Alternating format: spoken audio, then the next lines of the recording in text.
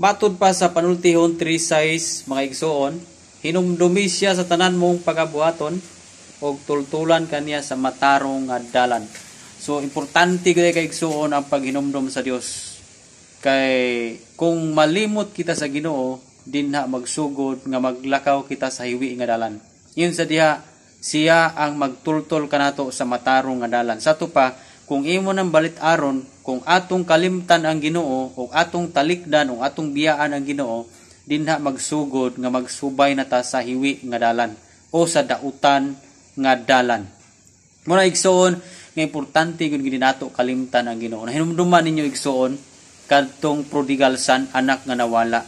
Gikalimtan na niya ang amahan tungod sa ang iyang paghapi-hapi, paghudiyaka niya, paggasto, pagsulod niya sa mga bisyo kahilayan dito sa layong dapit, nalimtan niya ang iyang amahan. Pero sa dihang nahurot na ang iyang mga salapianong bahin, o wa na siya'y nahot, o wa na siya'y kapaingnan, o nakasinati na siyang mapait nga kahimtang sa kinabuhi, din na siya nakahinumdom sa iyang amahan. Mausab ni ang may tabo sa Kristohanon nga mibiya sa Ginoo, mibiya sa amahan, mipalayo sa amahan. Mausab ni ang may tabo.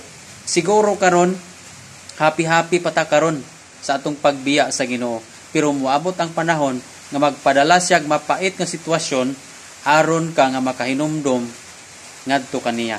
Muna nga ang Dios magpadala siya pait nga sitwasyon niadtong mga namiya niya, niadtong mitalikod niya, og niadtong nakalimot niya. Kay nganuman unsa may tuyo niya ana? Kay aron makahinumdom kita niya pagbalik. Kung unsa gani imong nalimtan, imo gyud na siyang balikan. Muna kung nalimtan nimo ang Ginoo karon, imo ginang balikan ang Dios. Kung asa sa nimo nalimtan, diha kun nimo nabalikan. Kung nalimtan siya nimo sa pagsimba, balik ka sa pagkamasimbahon. Kung nalimtan nimo siya sa imong pagampo, so balik ka sa pagkamay ng puon.